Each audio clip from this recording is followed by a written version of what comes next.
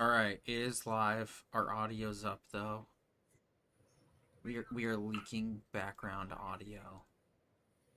Oh no, people might know that we just finished the Nah. Skeleton We literally Crew. just now watched it, but we don't want to talk about it right now. If you guys want to know what we thought about it, tune in soon. Exactly. Happy birthday!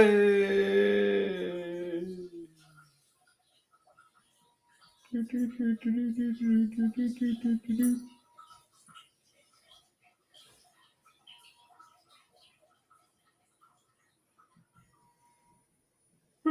boop, boop, boop, boop, boop, boop, boop, boop.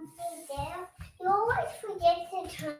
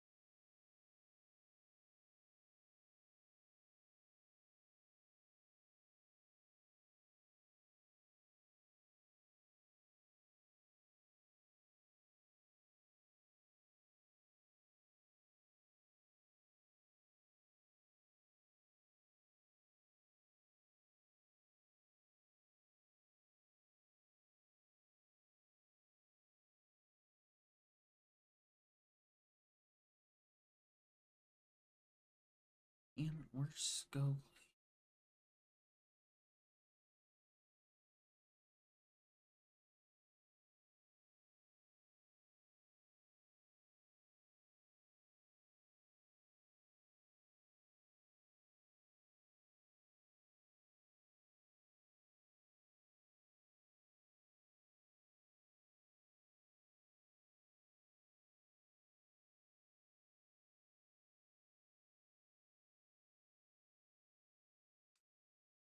Okay.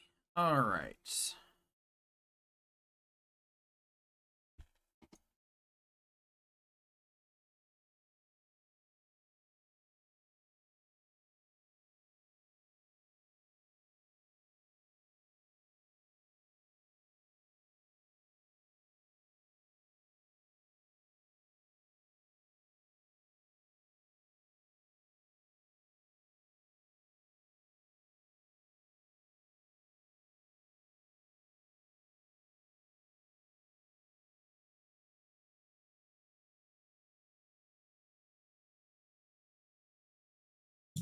Boom.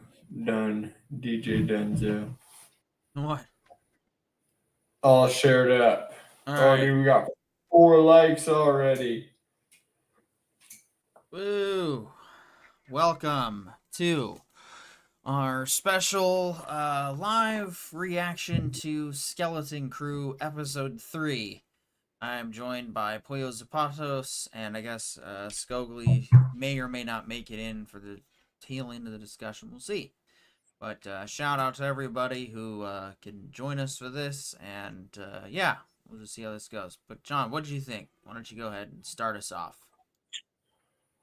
Dude, I feel like I told you so is in order because having watched all of the Star Wars so far, this is the best new live action that we've gotten I agree. in a long time. Like, oh my god, dude. And just like last week we were like, I don't know if we can recommend it, and I was like, no, I feel like we have to say yes because off of what we got, it was good, at least to recommend to watch number 3. And like honestly, like continue watching.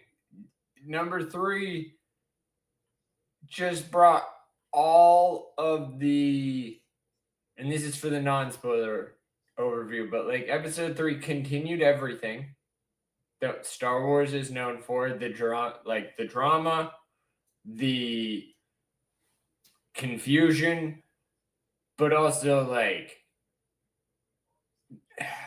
man, one of the things that like really gets me about things like the Acolyte and Kenobi is like how hard they hit the like key points of all of the other Star Warses. Like young kid tries, is powerful, is smart, tries. But like in this one, it's not that aggressive. And it's also not that lazy at the same time. Like it's not just the key points. Instead, it's like each child is different and you haven't met them yet. But at the same time, they act exactly like children do. Man, I was excited to figure out how they were going to find their way home. And I feel like, in terms of like, especially after rewatching Futurama and, you know, watching Star Trek now, like, of course, there are going to be characters that know the most about space but don't know everything. But also, like, if you think about it in terms of Star Wars, and this is a little bit of a spoiler, I guess, for the episode. I mean, the purpose of this live Knocking out discussion is 99% assuming people of have watched it. So true. But like knocking out 99.9% of potential planets is actually like a huge deal in the Star Wars verse because as far as we're concerned, there's an infinite number of available planets. right. Like their rules on habitability are they're much closer to pirate guidelines. Yeah. You know? And so like that math equation was something I brought up in the last episode was like they can't just do anything really fast. They have to actually take their time and find a nuanced way back home. And I feel like that's exactly what they did. Especially in terms of like I don't know, the new character Jude Law he feels like a young Jack Sparrow. So I'm gonna air some of my grievances because I do have them. Because I'm sitting here, I'm listening to you talk about it, and I'm realizing this show at this stage is kind of starting to suffer the same problem that Mandalorian season 3 suffered. Honestly, the same problem that Ahsoka season 1 suffered. And that is that we're stretching out our stories to try and meet uh to try and make them seem like there's more going on than what there actually is. Like literally this episode boils down to they left the shipyard. It probably No, could have happened in like they found their 15 home. minutes. Well, They right. left Then they the found shipyard and right. Then they found went home. to map later. I don't know if it warrants like 30 minutes. I think like we Dude, still I could have. felt like it was 100% perfectly paced. Like, honestly, Okay. you're right. Like, it did feel like it was dragging, and the credits rolled. I was like, all right. All right. Like, honestly, I was like, okay, back to Right. the podcast. So it's like, almost like they just want to write movies now, which is fine, but no, but that's what Star Wars is right. at all. Like, I feel like Well, every episode should be a movie, even if it's a 30-minute minisode. Like, yeah. fine. Yeah, because that was the strength of the 2000, what was that? The 2002 Clone Wars. It was the same guys that did Samurai Jack and Symbiotic Titan. And that one just thrashed. Every single 5-minute episode 5 of that minutes. show was just a thrash for Star Wars, and it was some of the best Star Wars we'd seen. And But I feel like this show is grabbing that live action, and I mean that because, like, yeah, we got very little in terms of distance to target, but like, that's one of our main complaints about the episode 7 series is like when they like the sequel series is like they introduced light speed skipping, and basically it went from we can barely travel to this one moon that actually has a secret base on it to we can jump the galaxy at will. We just never really thought that was a good idea until this episode. And so it got really annoying. Like, distance pacing was an issue. And so I feel like they're answering that by saying, hey, these kids have no idea how far they traveled. Nobody knows where they live.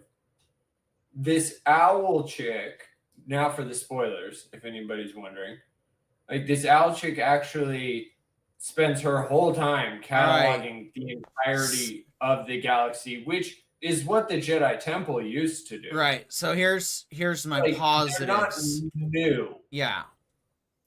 But they also, like, nobody knows where the kids are going. This is what I said, like, at the beginning of the series, it's Treasure Planet, except the people, the main characters, are from Treasure Planet. Like, nobody knew where Treasure Planet was. It still took the entire voyage to find Treasure Island. The thing is like somebody was willing to believe in it in those stories. In this case, somebody has to trust these kids that showed up out of nowhere. And like, the circumstance for Crimson Jack being in prison is exactly what you would expect, and it was all explained right away. Like, why is he still in prison? Wouldn't they have killed him? And it's like, oh, he's going on trial. Yeah. Okay. Like, fine. Because, like, one of the things a lot of people forget is that Star Wars always had a cacophony of government structures. And so it's not unlikely that the pirates are like a very small libertarian America. And so that they're borderline anarcho-capitalists, but they still have a modicum of rules, and that's how they can actually maintain something bigger than one port. And that's important because, like, that's also true of real pirates. Like, most pirates were retired naval people who wanted to keep doing what they could, so they got privateer licenses from their respective governments to pirate the other governments. Like, it's very typical of large-scale empires, i.e. the Empire. So, like, for there to be structure in a pirate society isn't unlikely. For it to be perfect is unlikely, as demonstrated by the scenes that we saw. Like, it was not structured perfectly. People were always willing to mutiny to some degree. Yeah. But at the same extent, like, they still had to rally the popular vote. And the popular vote times, like,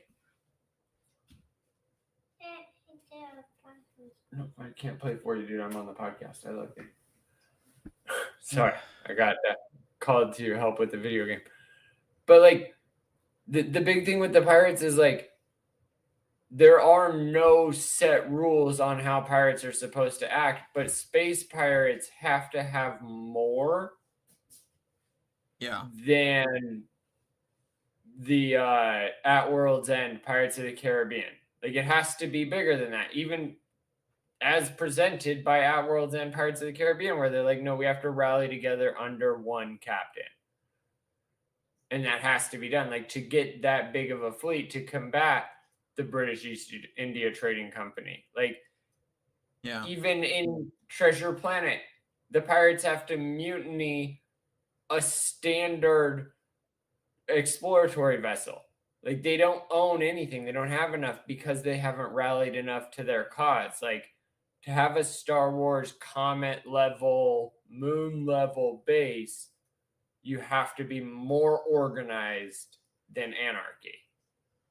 And that's what I feel like this show is actually like fleshing out, while simultaneously, like, I don't know if you noticed all of the big setups for where it's going. Like, to me, it seemed obvious what was gonna happen. Like, obviously, the kids are gonna go home. That seems like a given. But I was wondering, like, how obvious or how clear is it gonna be that the pirates are gonna be following? Like, how much of their cover did they willy-nilly blow? And how much of it, like, did anybody of use notice? And I think by the way they left, like, and the fact that Crimson Jack is following them, like, I really want to know what they mean by Old Republic, because it kind of feels like what we were talking about, the pre-Jedi Empire fall. I But thought it it feels was older than that. Yeah, and I was looking closer at the ship design and listening to musical cues even. There's a lot to suggest that at Aden's culture could basically be a time capsule of KOTOR, SWOTOR era. And, Well, it could be anything that in would there. just And that's what it was literally described as by the Owl Lady, is like, here's the one tome that I have collected on the subject. And it's like they made secret planets that were literally the banks. Like, for all intents and purposes, these hidden planets were the vaults of the Galactic Republic, one of them. right. And I think that's so cool, because like, that's what I mean, and that's what I meant earlier about maintaining the ambiguity of Star Wars. Like, nothing is ever spelled out. Like, in the case of the Acolyte, one of the most frustrating things is like, Jedi don't do this, witches are ambiguous, Jedi are specific. It's like, no, nothing is specific about Star Wars. The ambiguity is where all of the fun lies. Yeah, that's Like, the fact that these exactly. kids are That's so why inundated people with got Jedi pissed off culture. about that's why people got pissed off about midichlorians, was because midichlorians introduced limitations. They created new rules that, oh, you Dude, have to have a certain blood type in order to be no, chosen to have special powers. Metachlorians, people missed it entirely. But like, I found a lot of like old, so doing rhetorical analysis on Star Wars, because it's one of my favorite things, and rhetorical analysis seems to be like one of the most useful things you can do, especially when it comes to writing and like reading writing. A lot of people talk about Star Wars, especially the first trilogy, as a testament to the Vietnam people in the Vietnam War, and how America was an empire. And it was like an inverse of Merlin and the the ruling empire and all that stuff, and colonizing and all that stuff, and like this is what like rebellion looks like. And then the Phantom Menace was basically the same thing but pre 9/11, and then 2 and 3 was 9/11, post 9/11 America, and it was nuts when you watch Star Wars through that lens. But if you also realize that the difference between the original trilogy and the what is it, the time difference between when the original trilogy released and when the prequel trilogy released, the amount of scientific discoveries that had occurred between the 70s and the 2000s is insane. The technological advances is insane. Metachlorians was basically this way of saying it's subatomic. Yeah. Hey, but in real the quick. Star Wars language. And that's Real where quick. people got all hoity-toity about it. And it was like, Yeah. no, basically you Yeah. put a Uh-huh. game mechanic Yeah. that was Yeah. becoming prevalent. Like all sci-fi was trying to become more sci than fi Right. Yeah. because of Star Trek. But Yeah. before Mm-hmm. in the first series, Yeah. those things didn't exist. Subatomic was not a language. Yes. You know? So Sentai Ranger Donnie says, at the Writer Brothers, hello PD at Poyo and all. Hope everyone is well. Well, we are both well. Unfortunately, Corione can't be with us due to family situations. So thoughts, prayers, good vibes, whatever you believe in. His and his family's way. We wish him well and wish he were here tonight to discuss Skeleton Crew, which I'm hoping you've already watched, and that's why you're here. Tell us, Donnie, what did you like and or dislike about tonight's Skeleton Crew? I felt more SWTOR KOTOR era vibes this time, and I don't know, it would be a cool way to kind of start to link the two eras. Maybe that's what some of the upcoming story in SWTOR was supposed to be, but obviously didn't get released today because of the voice actor strike. So we'll have to wait and see how that turns out. But I mean, I'm still enjoying Skeleton Crew so far. It does have that nostalgic, 80s era Star Wars vibe, and I think that's really why the show works just so well. Well, dude, it's not just 80s era Star Wars. It has the same thing that Clone Wars had, a young child learning the universe.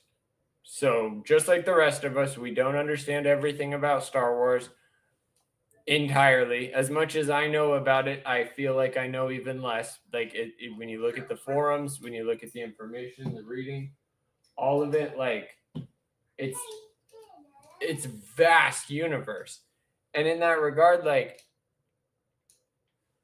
that's where all the cartoons started. Clone Wars started that way, Rebels started that way, the Bad Batch started that way. You give us one kid to explain it. You give us the kids to explain it. And then you have all the superheroes being super. Whether they're superhero pilots, whether they're superhero beasts, creatures, whatever. We get that we're in a fantasy universe, but also you do need to hold our hand. And by our hand, I mean the audience.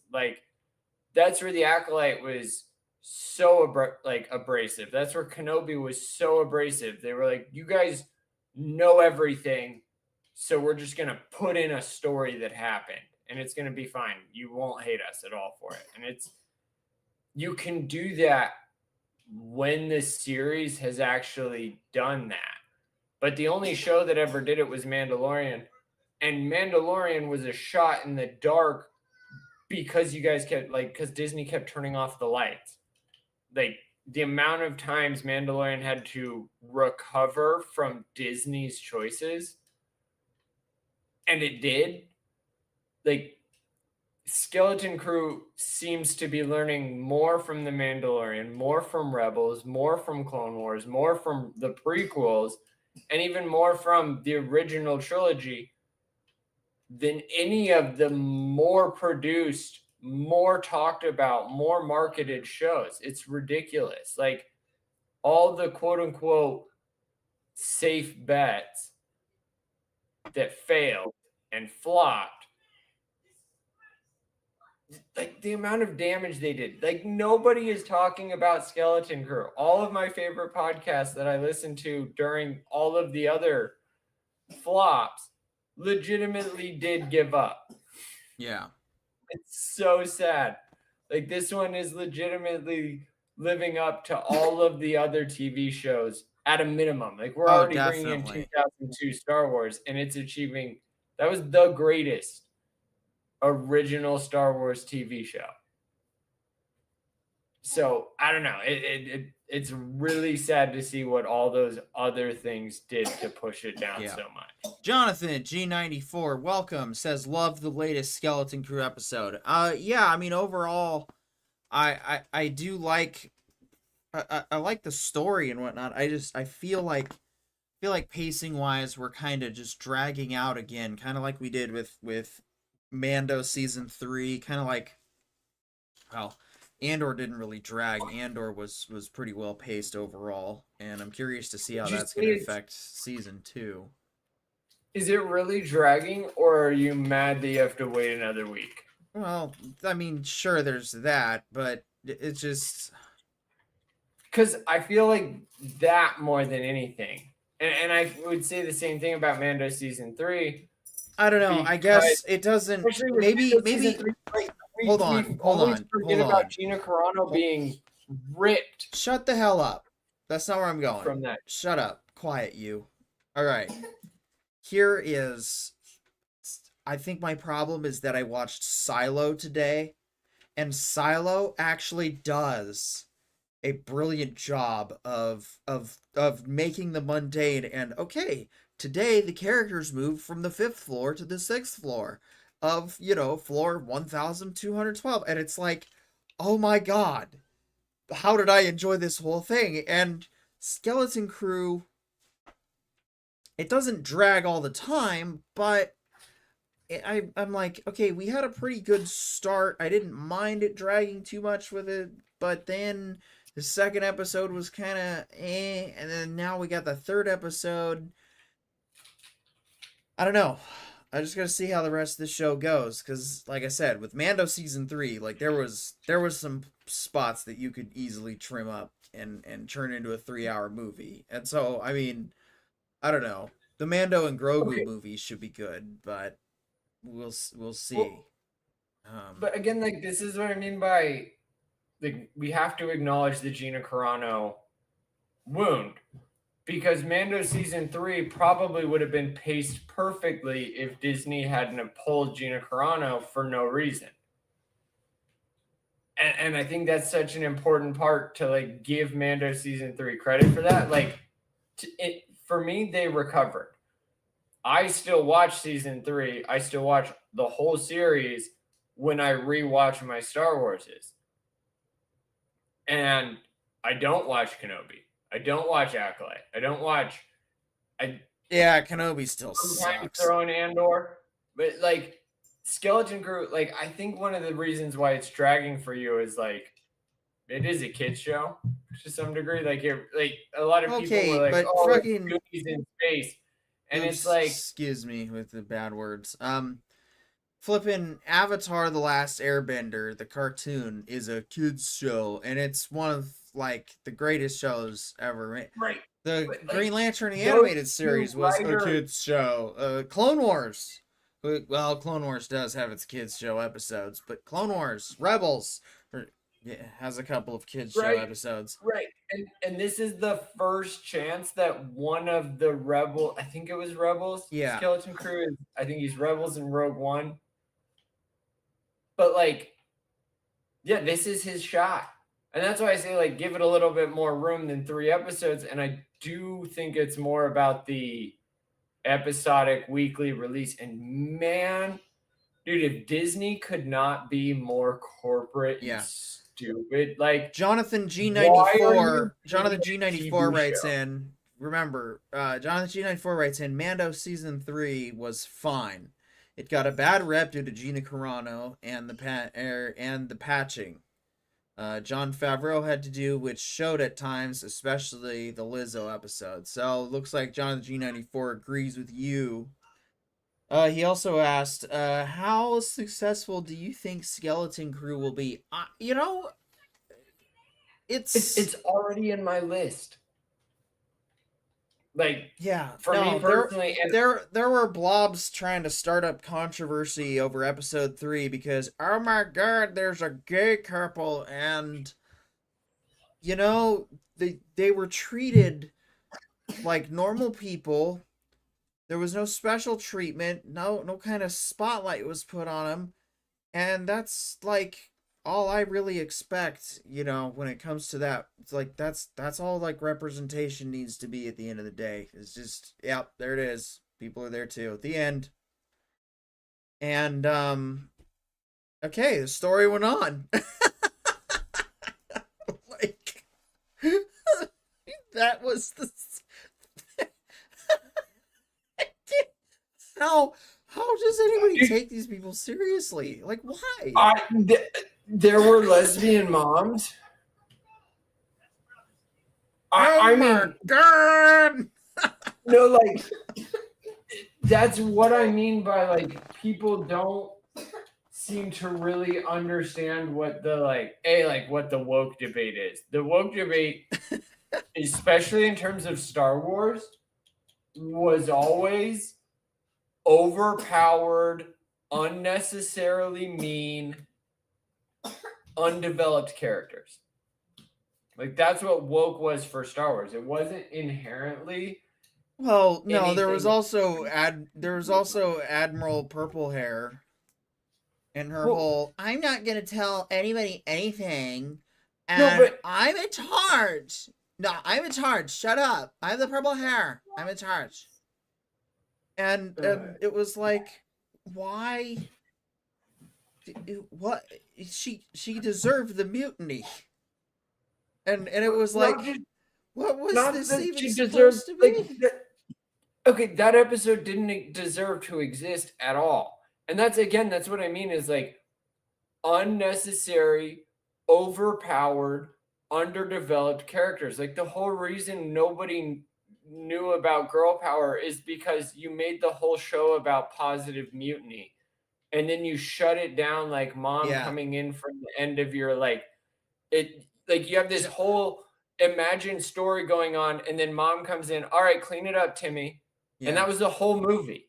Jonathan, and then she's the hero. Jonathan G94 comes in with, I will take the lesbian moms over Admiral Gender Studies any day. Yes, thank you. She's Score not Admiral with the wisdom of the night. Okay.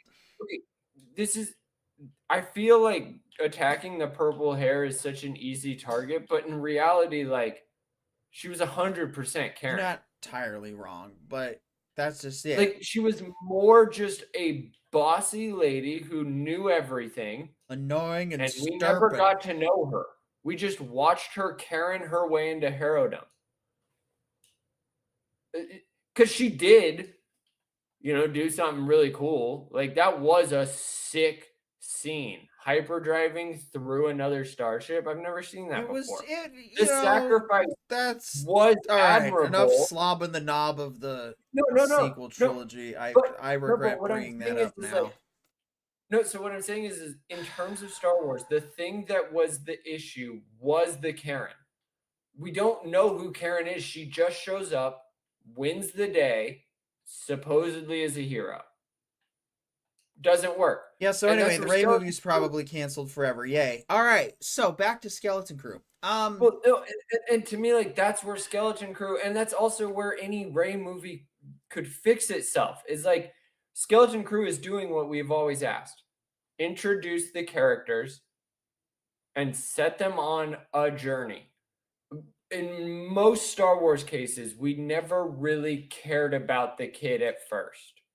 We cared about, like, in the case of Clone Wars, Obi-Wan and Anakin. Anakin getting a Padawan. That's interesting. Let's see how he develops. Okay, the kid's kind of cool. Okay, Ahsoka Tano's dope. Okay, let's watch Ahsoka. right? Like that all happened. I did it. I watched Ahsoka. I loved Ahsoka. She was not any of the woke things that we hated. Her Padawan was exactly that, and I hated her.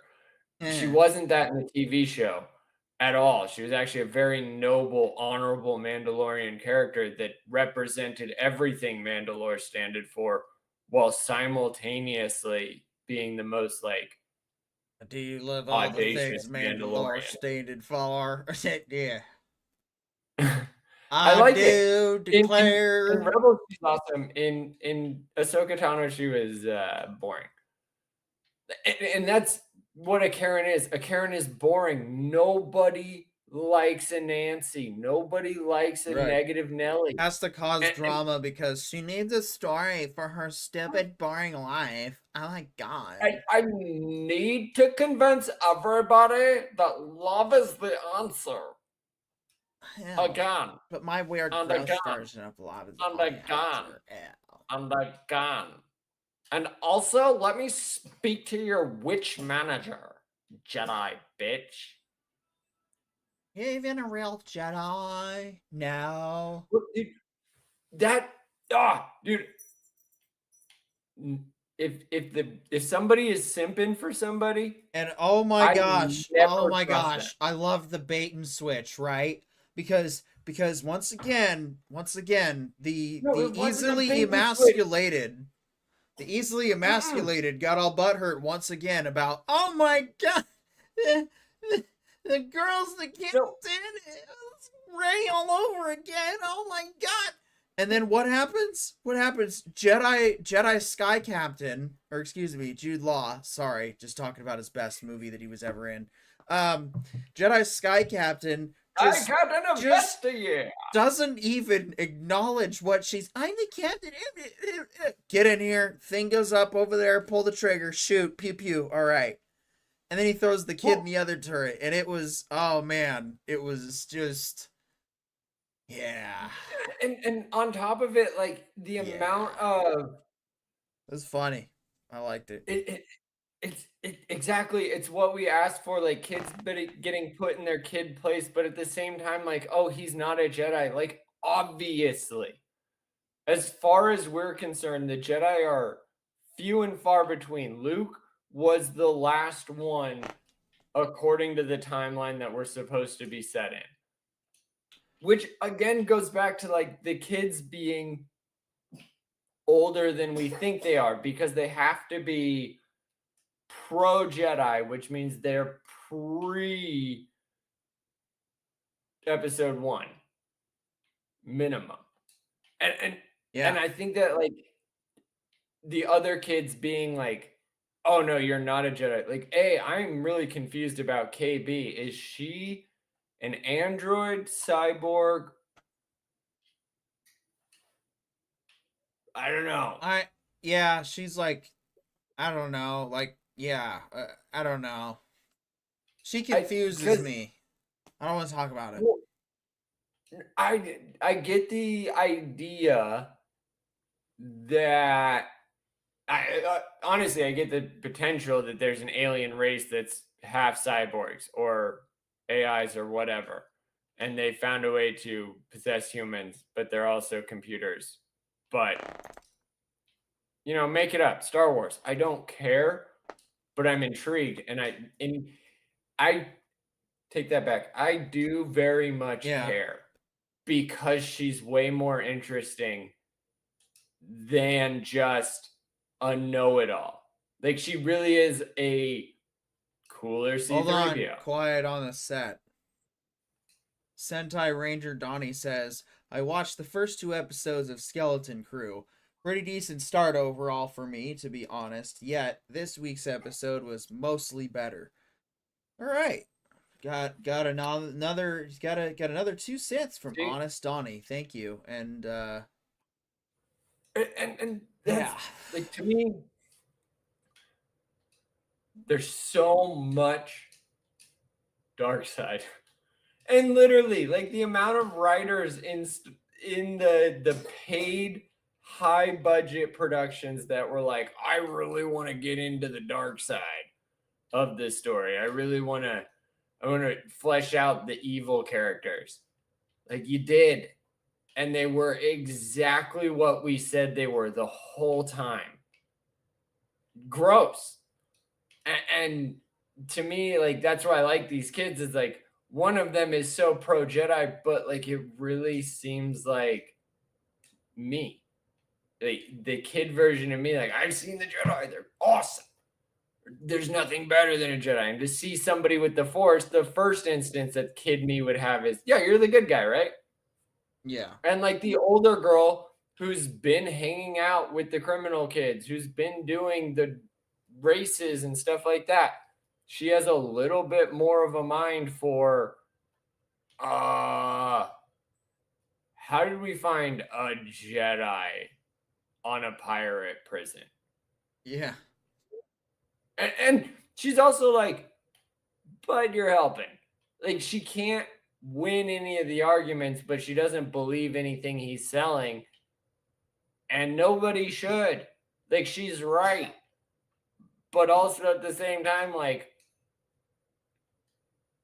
what do you do with that information? And the show leaves it there.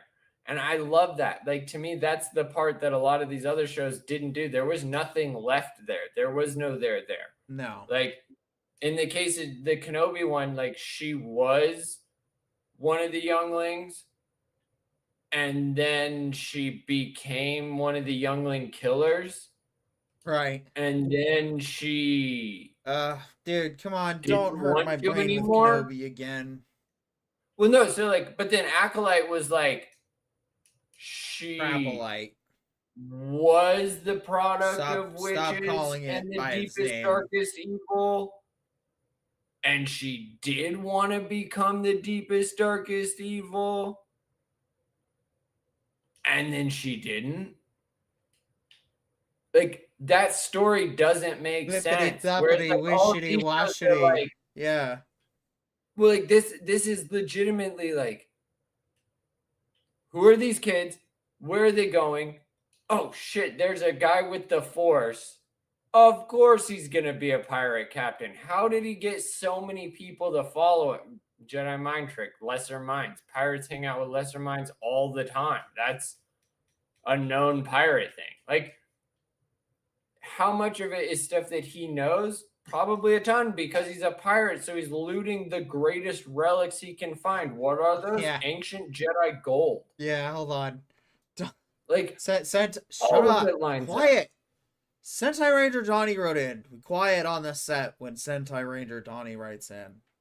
I thought the Acolyte, yeah, just because he wrote it out, had to make me say it, was okay for me. Yet, after episode 5, I tapped out. Smart man, Donnie. Very smart man. I good for you having a version of the Acolyte story that ends where it should have, because that's what I felt like I should have done with the Ronald D. Moore Battlestar Galactica. But more on that when we watch the Ronald D. Moore Battlestar Galactica.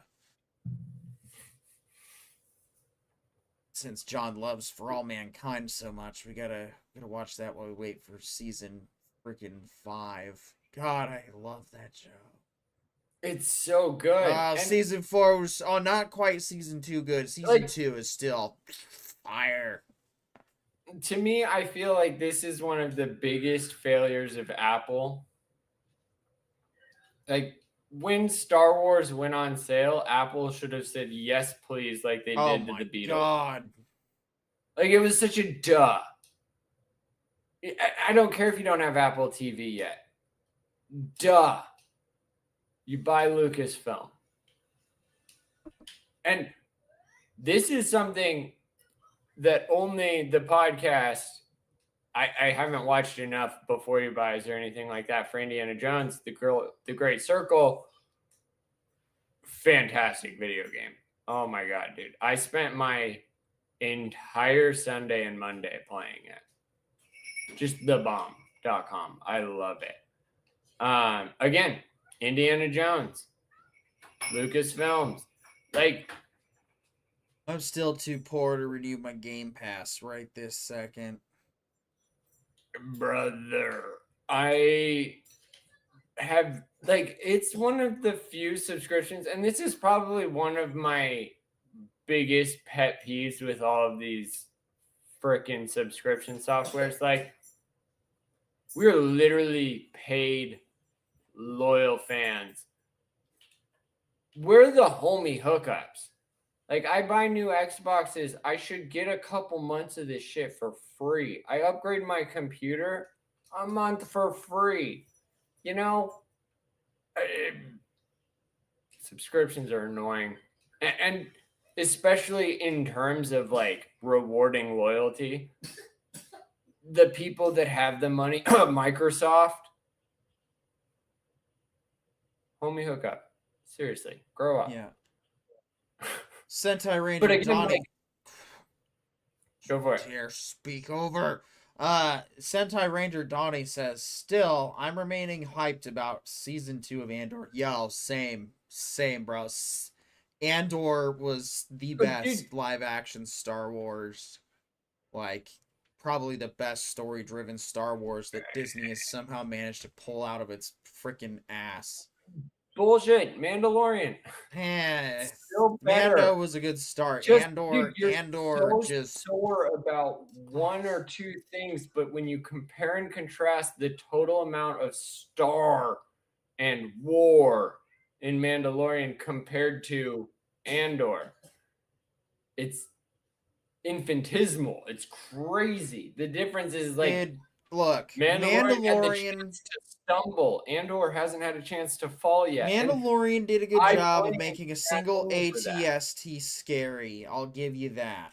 Okay, but Andor made a freaking TIE fighter. Okay, a little dinky ass TIE fighter. Oh my god, this is holy shit. If that thing sees them, geez, this is like I am on the edge of my seat right now. That would probably be me in Star Wars. Andor is way more grounded and relatable because it's like this is what 90% of the Star Wars universe would be doing in the we have the guy that works, the office job for Imperial Intelligence. We have like my only disagreement with that is like while I agree with the sentiment, Solo did a very solid initial version of that Solo did good. when they I did love their Solo. D-Day scene I where do Solo love went, Solo. right? This is what I mean. Like, all I'm saying is like Andor wasn't new. It was a fleshed out version of Solo and Rogue One. Whereas like Mandalorian was everything we think of when we think of Boba Fett. Like, Right. there's And no then even way. Boba Fett, hold on, this is the kick in the balls. Even Boba Fett was the Boba Fett we thought of. Like, he was the guy in season 2 of Mandalorian. He stole the show. And then Book of Boba Fett comes out, and it's like, what the hell? What is this limp dick loser doing? Why is he? Oh, I'm gonna be a crime boss, but we're not gonna. We're criminals against crime. I Okay. am the martial boss. Right. I am Timothy O'Fillion the god copper, I guess. I don't know. What am I doing? And that's the time. dude, Half the time, he didn't literally- even know what he was doing in his own show. Dude, he was Timothy O'Fillion's character in Mando season 2. Right. Like, how did you get the armor? Some Jawas had it, Right. and I had some gold. Solid trade, it worked out for me. And I like my town. Right. So sheriff works These out. are my And then Tuskens. These what does Boba Fett do? I'm gonna do the exact same thing as Timothy O'Fillion in season 2 of Mandalorian. I'm my own. I am my own copycat. And check out my super lamer, sick right. LGBTQIA plus speeder bike. Right. Yeah.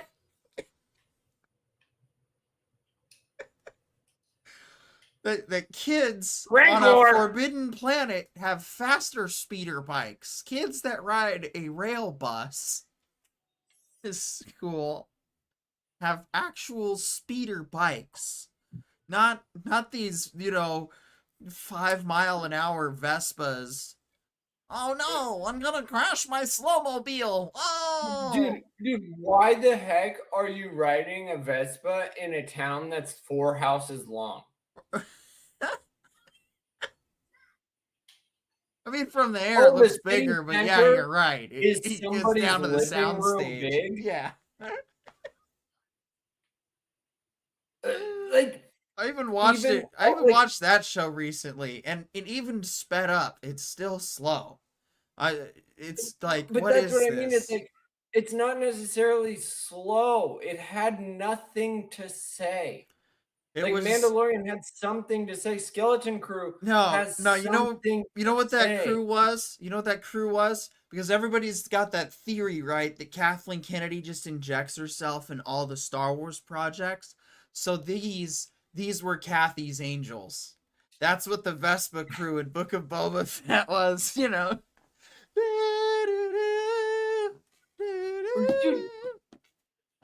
I mean, they're street toughs in the middle of Bosnia. Like, what are you talking about? That's not what street toughs in the middle of Bosnia look like. That's what street toughs in the middle of Tokyo, Japan look like. And Right. that's actually 100% accurate. Google Japanese Vespa gangs.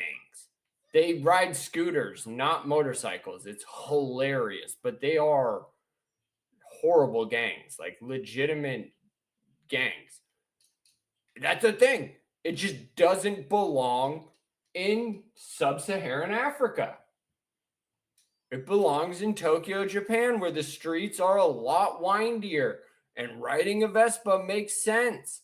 But like when your village is the distance between the pyramids and the amount of literal space between the houses is actually a sidewalk with one throughway, scale. Like even and Luke Skywalker talks about it. He's shooting womp rats in his T-16 because the space is so vast. Like here in BF Idaho, You live in that's right, Idaho. Like I live in going Florida, rabbit hunting and dumbass. all of those things. I don't remember if rabbit hunting is still illegal, but like weasels and all the stuff that groundhogs and all those things, like the ones that are invasive are to the point that like you can go bashing. You can use a bat. You can be inhumane as you want because they're an infesting species. Sorry, cannot think of that word. But like that is a space thing, an open, vast field thing. It's not a we ride our really sick painted bikes in a desert wasteland that will ruin our paint. Nothing should be pretty in Mos Eisley. Like that's how you know when you're playing Lego Star Wars that you should throw a grenade at it. Yeah. Because shiny doesn't actually exist in Tatooine. And that's a duh. And I feel like Skeleton Crew is like nailing that because like what was the other duh? There's rich kids on Tatooine. Like that kind of makes sense. Like, which is what they were trying to say is like these are the rich gangster kids, I guess. I don't know. With the bikes, and I do not remember Boba Fett. I honestly had wiped that one from my memory. It is a garbage. Just it's so trash. Oh my gosh. Dude, I'm gonna be honest. Every time I think about Boba Fett in Mandalorian season 2, that's the guy. Back to the whole series. Him. That's the man. I know, but like I have a whole flashback about how he got there. And I'm like, ow. And then I continue watching the episode. I never really go back and rewatch Boba Fett. And I am like, to me, one of the reasons I continue to do the podcast is so that somebody at Disney hears me. Like, I rewatched Star Wars again this year 2 weeks ago. Just refinished everything again. Oh God, I don't want to talk about it. All right. And I didn't do So- like I'm trying to tell the people that pay the money to the investors, your stakeholders, like who is talking? The people that are paying for your subscription. I didn't rewatch Kenobi. I forgot about Boba Fett. That's how bad it is. I didn't watch The Acolyte. Like, I did rewatch Rogue One. I did rewatch I always forget it. Alderaan, not Alderaan. The other A1. Andor. Yeah. I did Andor, rewatch and Ahsoka. Snore. I did rewatch. Sometimes I rewatch the Yeah. sequel trilogy. So, if you like our gaming stuff, we're now doing Twitch more often for gaming. And yeah. So, there's the link in the. I guess you have to copy and paste that one. I guess that one just didn't want to take the link. That's okay. But it has been almost an hour, and this has been a fun Star Wars discussion. Thank you to Donnie and Jonathan G94 for showing up, as well as everybody else watching and listening. We appreciate your guys' time. Should probably be back for the end of the world on Saturday. And yeah, check out our Silo review that we did for Tuesday night offline. I think is how we're going to do the Silo reviews for the rest of the time, because that was fun. I like that. And this, just doing Skeleton Crew special, it's going to make sense because Skeleton Crew stole our time slot. And you know what? They can have it this time. It's the holiday season. We're just going to ride it out for a minute. So thanks for joining us on this special Skeleton Crew discussion show. We'll be back next week with more Skeleton Crew episode 4. We'll be watching it, and then we'll be right here live, probably it's going to depend on when the episode's out, but yeah, definitely at least 10 to 15 minutes after it's completed. So yeah, we'll see you back here next week. I'm Peter York with the Ryder Brothers. That's Puyos Patos. See you. Good night. Love you.